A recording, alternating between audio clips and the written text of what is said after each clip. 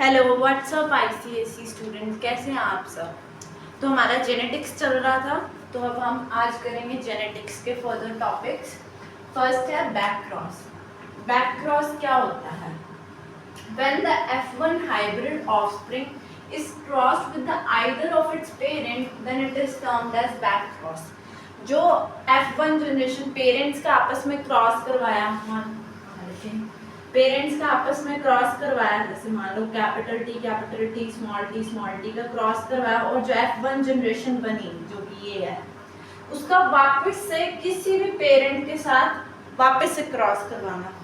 Sound weird ना, but ये देखो मेंडल ने तो भी पी प्लांट को चूज किया क्योंकि ये चीज पॉसिबल हम कर सकते हैं, पर इन केस ऑफ एनिमल्स भी कर सकते हैं, but in case of humans it's not possible. तो ये भी एक रीजन हो सकता है, बट ये लिख मत देना, ये वैसे ही मैं बता रही हूँ। तो ये कैपिटल, हाँ ठीक है, फिर से when F1 hybrid offspring is crossed with either of its parent, then it is termed as back cross।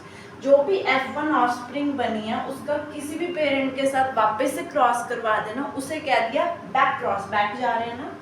अब टेस्ट क्रॉस क्या है, ये इंपॉर्टेंट है। When F1 offspring is crossed with only the recessive parent। अब देखो जो parent है उसमें से एक डोमिनेंट होगा, एक रिसेसिव होगा। अगर जो F1 बनी उसका क्रॉस सिर्फ रिसेसिव से करवा दें तो उसे टेस्ट क्रॉस कहते हैं। देखो बैक क्रॉस एक ब्रॉडर कैटेगरी है जिसमें किसी भी पेरेंट के साथ करवा सकते हैं, पर अगर स्पेसिफिकली रिसेसिव के साथ करवा दिया तो वो बैक क्रॉस ही टेस्ट क्रॉस बन जाएगा। Got it. अब ये टेस्ट क्रॉस की जरूरत ही क्यों है, क्यों ही करवा रहे हैं हम ये बैक क्रॉस टेस्ट क्रॉस, क्या जरूरत है? तो टेस्ट क्रॉस की इंपॉर्टेंस है, it is used to test whether the individual is homozygous और हेटेरोजाइगस। अब मान लो कि हमें ऐसा पता चल जाए कि कोई बोल दे कि भाई टॉल का क्रॉस हो गया ड्वार्फ के साथ, बस हमें फिनोटाइप ही पता आया है कि भाई किसी ने क्वेश्चन दे दिया कि टॉल का ड्वार्फ के साथ है, कोई जीनोटाइप नहीं दिया, तो भैया टॉल तो ये भी हो सकता है, ये भी हो सकता है, होमोजाइगस भी हो सकता है, हेटेरोजाइगस भी हो सकता है, हमें कैसे पता चलेगा कि वो होमो है या हेटेरो है? तो इसी प्रॉब्लम को सॉल्व करने के लिए हम क्या करते हैं, टेस्ट क्रॉस। जैसे कि केस ले लेते हैं, अगर होमोजाइगस है, for example capital T capital, तो देखिए होमोजाइगस में लेट सपोज कि जो F1 बनी है वो होमोजाइगस है, कैपिटल टी ठीक है। अब हम क्या करेंगे, उसका रिसेसिव वाले से क्रॉस करवाएंगे, तो इसका रिसेसिव क्या होगा, स्मॉल टी ऑब्वियसली। तो कैपिटल टी स्मॉल टी हमने इनका ये यूनिट स्क्वायर किया, तो हमें क्या पता चला कि ये भी टॉल, ये भी टॉल, ये भी टॉल, ये भी टॉल, सारे ही टॉल है। ऑल टॉल मींस 100% जहाँ पे आ जाए वो बताता है कि वो होमोजाइगस टॉल है, ठीक है। इससे आपको पता चल जाएगा। And if in case heterozygous है, मान लो F1 capital T small T है, तो इसका रिसेसिव तो स्मॉल टी रहेगा, उसका क्रॉस स्मॉल टी से करवा दिया। अब आप ये सब करेंगे तो आपको पता चलेगा दो टॉल है, दो ड्वार्फ है, मींस 50-50% आ गया। तो जहाँ पे 50-50% आ जाएगा उससे पता चल जाएगा कि वो F1 ऑफस्प्रिंग क्या है, हेटेरोजाइगस। चलिए अब आगे बढ़ते हैं, डेविएशन फ्रॉम मेंडल्स लॉ। देखिए हमने पीछे पढ़ा मेंडल के 3 लॉ थे, law of dominance, law of segregation, law of independent assortment, और सबकी अपनी अपनी स्टेटमेंट्स थी जो मैंने आपको बताई थी। अगर आपने ये नहीं देखी वीडियो तो यहाँ पर आई बटन है, जाके वीडियो को ज़रूर देखें। अब क्या है यहाँ पे, deviation from Mendel's law means ये अब ऐसा एक्सेप्शनल केसेस हैं, एक्सेप्शनल केसेस आ जाएंगे जो मेंडल लॉ को फॉलो ही नहीं करेंगे, मेंडल के तीनों लॉ को वायलेट कर देंगे। जैसे कि देखो फर्स्ट आ गया इंटरमीडिएट एक्सप्रेशन, इसके एग्जाम्पल याद रखने हैं, प्राइमोसिस, 4 o'clock और स्नैपड्रैगन, ये 3 याद रखना है, प्राइमोसिस, 4 o'clock और स्नैपड्रैगन। इनके केस में आपको इंटरमीडिएट एक्सप्रेशन देखने को मिलेगा। वो क्या होता है देखते हैं। जैसे मान लीजिए पेरेंट का फिनोटाइप है homozygous pure red flower cross with homozygous pure dwarf flower. तो रेड हम सपोज कर रहे हैं डोमिनेंट है, तो हम इसको कैपिटल R से लिखेंगे, तो ड्वार्फ वाइट को किससे लिखेंगे, वहां पे वाइट लिखना था, वाइट फ्लावर।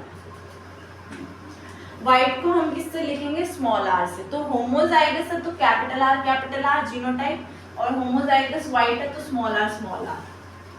अब क्या करेंगे, हम गैमीट बनाएंगे तो ऑब्वियसली ये सब सेपरेट हो जाएगा, फिर हम इनका क्रॉस करवाएंगे। तो हमें पता है कि 4 capital R small R heterozygous बनेगा, हमें ये पता है। जीनोटाइप तो ये बनेगा, तो मैंने simply 4 capital R small R कर दिया। अब इसका colour according to law of dominance क्या होना चाहिए था, अगर रेड का वाइट के साथ क्रॉस करवा रहे हैं तो रेड होना चाहिए था, बट इसका कलर क्या निकला, पिंक। ऐसा क्यों, देखो violation of law of dominance हो गया। ऐसा इसलिए होता है क्योंकि इसके केस में जो रेड पिगमेंट है ना वो पूरी तरह से डोमिनेंट नहीं हो पाता वाइट के ऊपर, और कुछ इंटरमीडिएट बीच का ही कुछ आ जाता है, वो है पिंक। अब क्या हो कि मैं इन 2 पिंक को लूं और आपस में क्रॉस करवा दूं, मतलब 2 F1 का आपस में क्रॉस करवा के F2 बनाऊं, तो फिनोटाइप हेट्रोजाइगस हो गया इस बार। Pink flower cross with heterozygous pink flower. Genotype लिख दिया इनका गैमीट में, बस कुछ नहीं सेपरेट करना है इनको। F2 जनरेशन बनाई, प्यूनेट स्क्वायर बनाया। अगर आपको प्यूनेट स्क्वायर नहीं बनाना आता तो जाके आप मेंडल्स लॉ की वीडियो जरूर देखें। ये करने के बाद अब देखिए, अब स्पेशल केस क्या हो गया कि इसका फिनोटिपिक रेशियो क्या होगा। मेंडल्स लॉ के अकॉर्डिंग फिनोटिपिक रेशियो होता था 3:1। अब इसके केस में देखना क्या होगा, 1 रेड 2 पिंक, अभी देखा कैपिटल आर स्मॉल आर तो पिंक बन रहा है, तो 2 पिंक और 1 वाइट, 1:2:1। जीनोटिपिक रेशियो क्या बन रहा है, लॉ मेंडल्स लॉ के अकॉर्डिंग जीनोटिपिक रेशियो होता था 1:2:1, तो ये तो 1:2:1 बन रहा है। तो पेपर में ऐसे क्वेश्चन पूछ सकते हैं कि कोई ऐसा केस समझाओ जिसमें फिनोटिपिक रेशियो और जीनोटिपिक रेशियो सेम है। वो सीधा ऐसे नहीं बोल रहा, देखो इसको पूछने के 3 तरीके हो सकते हैं, या तो सिंपली बोल दे कि भाई इंटरमीडिएट एक्सप्रेशन समझाओ, या बोल दे करके कोई ऐसा केस समझाओ जिसमें मेंडल लॉ को वायलेट किया जा रहा है या मेंडल लॉ से थोड़ा डेविएट हो गया, तो ये करना है। या फिर ऐसे पूछ सकते हैं कि जिसमें फिनोटिपिक रेशियो और जीनोटिपिक रेशियो सेम है, उसको उस केस को समझाएं। तो ये तो पहला केस है, दूसरा अब हम पढ़ते हैं। चलिए अब नेक्स्ट पढ़ते हैं कोडोमिनेंस। ये एक और नया एक्सेप्शनल केस है, इसका एग्जांपल है ABO blood group. Blood group तो पता होगा 4 टाइप के होते हैं, A, B, O और AB। अच्छा, इसमें जीन I लिया जाता है, हम लिखते कैसे हैं ABO ग्रुप को एज जीनोटाइप के फॉर्म में। तो देखिए I के ऊपर लगेगा एलील, I जीन है, ऊपर एलील लगेंगे। IA तो A ब्लड ग्रुप माना जाएगा। IB अगर होमोजाइगस है तो B ग्रुप माना जाएगा। IO मतलब कुछ नहीं पढ़ा तो O ग्रुप माना जाएगा। IA और IB तो AB ग्रुप माना जाएगा। ठीक है, अब हम करते हैं क्रॉस, बिल्कुल इंटरमीडिएट एक्सप्रेशन की तरह क्रॉस है। Parent phenotype homozygous A blood group का क्रॉस है B के साथ, A का क्रॉस है B ब्लड ग्रुप के साथ। जीनोटाइप लिख दिया, बस इसमें I एक्स्ट्रा लिखना है। IA cross with IB gamete बनाते समय सबको अलग कर देना। हमें पता है 4 कॉम्बिनेशन बनेंगे IA अब लॉ ऑफ डोमिनेंस के अकॉर्डिंग तो या तो A ब्लड ग्रुप होना चाहिए था या B होना चाहिए था, बट एक्चुअल में कौन सा ब्लड ग्रुप निकल गया, AB ब्लड ग्रुप। इसका मतलब है दोनों ही डोमिनेंट हो गए, तभी तो नाम है कोडोमिनेंस, दोनों ही। उसमें क्या था, बीच का कोई आया, जो डोमिनेंट था वो एक्सप्रेस खुल के हो ही नहीं पाया, वो डोमिनेंट कर ही नहीं पाया रिसेसिव वाले को। इसमें क्या है, दोनों ही डोमिनेंट है, दोनों ही आ गए, तो ये भी violation of law of dominance है। अब इनमें से 2 को लो क्रॉस करवाओ आपस में। हेट्रोजाइगस AB ब्लड ग्रुप का हेट्रोजाइगस AB ब्लड ग्रुप, इनकी जीनोटाइप लिख दी, गैमीट सेपरेट कर दी, प्यूनेट स्क्वायर बनाया। प्यूनेट स्क्वायर बना के वो ही फिनोटिपिक जीनोटिपिक रेशियो आएगी 1:2:1, 1:2:1। एक group A blood group 1, 2 blood AB वाले और एक B ब्लड ग्रुप 1:2:1, और इसका जीनोटाइप देखेंगे तो भी 1:2:1। इसमें भी क्वेश्चन यही बनता है कि अगर फिनोटिपिक जीनोटिपिक रेशियो सेम है तो कोई 2 केस समझाएं या कोई 1 केस समझाएं, तो आपको या तो इंटरमीडिएट एक्सप्रेशन वाला केस समझाना है या codominance with all this cross. Okay, चलिए अब लास्ट पढ़ते हैं पॉलीजेनिक कुछ 3 टर्म्स हैं, उन्हें स्टडी करते हैं। पॉलीजेनिक ट्रेट, पॉली का मतलब होता है मैनी, जेनिक का मतलब होता है जीन्स, मतलब बहुत सारी genes. A single character is controlled by many genes together, मतलब एक कोई कैरेक्टर होगा, जैसे फॉर एग्जांपल स्किन का कलर है, एक स्किन के कलर को बहुत सारे जीन्स अफेक्ट कर सकते हैं। एग्जांपल ले लेते हैं, जैसे मान लो डार्क के लिए मान लो कैपिटल डी है, और हमारे अलग अलग स्किन के कॉम्प्लेक्शंस होते हैं ना, डार्क होता है, लाइट डार्क, इंटरमीडिएट, ऐसे करके कुछ भी मान लो, लाइट।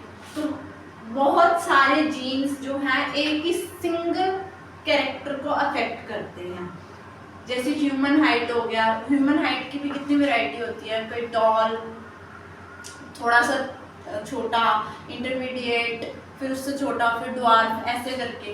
तो मतलब बहुत सारे जीन्स मिलके सिर्फ एक कैरेक्टर को अफेक्ट कर रहे हैं। मीन्स यहाँ पे शॉर्ट में लिखा हुआ है many gene equals to 1 trait, एक ट्रेट के लिए बहुत सारे जीन्स लगेंगे, इसलिए नाम है पॉलीजेनिक ट्रेट। एग्जाम्पल है स्किन कलर और ह्यूमन हाइट, इसमें बहुत सारे जीन्स होंगे और अफेक्शन सिर्फ इनको ही है, मतलब अफेक्ट एक ही कैरेक्टर को कर रहा है। स्किन कलर है तो स्किन कलर, बहुत सारे जीन्स, ह्यूमन हाइट है तो ह्यूमन हाइट, बहुत सारे जीन्स। अब नेक्स्ट आ गया multiple alleles. A single gene has more than 2 alternative form of allele, मतलब एक जीन होगा पर उसके भी 2 अल्टरनेट फॉर्म्स होंगे, उसे बोलते हैं मल्टीपल एलील। जो हमने कोडोमिनेंस किया था ना, वो मल्टीपल एलीलिज्म भी एक प्रॉपर्टी शो करता है, जो कि ये है ह्यूमन ब्लड ग्रुप है, जैसे IAIB, IBIB, IAIB। अब ये IAIB जो है ना, ये मल्टीपल एलील्स है, जीन तो एक ही है I, पर इनके ऊपर फॉर्म क्या है, अलग अलग है, इसको बोलते हैं multiple alleles. 1 gene many allele forms, ठीक है, उसमें मैनी जीन को एक ट्रेट अफेक्ट करता है। प्लियोट्रॉपी क्या है, पॉलीजेनिक का ऑपोजिट है। प्लियो का मतलब होता है मैनी, ट्रॉपी का मतलब होता है affecting. A single gene affect many different traits. अब उसमें क्या था, एक जीन बहुत सारी जीन्स एक कैरेक्टर को करती है, एक एक्सप्रेशन को करती है, यहाँ पर एक जीन बहुत सारे ट्रेट्स को अफेक्ट कर सकती है, बहुत सारे एक्सप्रेशन दे सकती है। जैसे for example sickle cell anaemia, ये एक बीमारी है, इसको बहुत सारे जीन्स अफेक्ट कर इसको सिर्फ एक ही जीन अफेक्ट करता है और बीमारी बहुत सारे ट्रेट्स दे सकता है। आया समझ में? एक बार फिर रिवाइज कर लेते हैं। मैनी जीन 1 ट्रेट, मतलब एक ट्रेट को बहुत सारे जीन्स अफेक्ट करेंगे, एक जीन के ही बहुत अलग अलग फॉर्म्स दिखेंगे, एलील फॉर्म, जैसे आई, जीन तो आई है, आई के ऊपर ए भी है, आई के ऊपर बी भी है। अब प्लियोट्रॉपिक पॉलीजेनिक का उल्टा है, एक जीन बहुत सारे मैनी ट्रेट्स को अफेक्ट करेगा। Example sickle cell anaemia. अगर आपको मेरा कंटेंट अच्छा लगता है तो प्लीज़ इसको सब्सक्राइब करें, इस चैनल को शेयर करें, लाइक करें, कमेंट करें, ताकि हम जैसे क्रिएटर को भी मोटिवेशन मिले कि हम और आपके लिए ऐसी वीडियोस बनाते रहें। Thank you.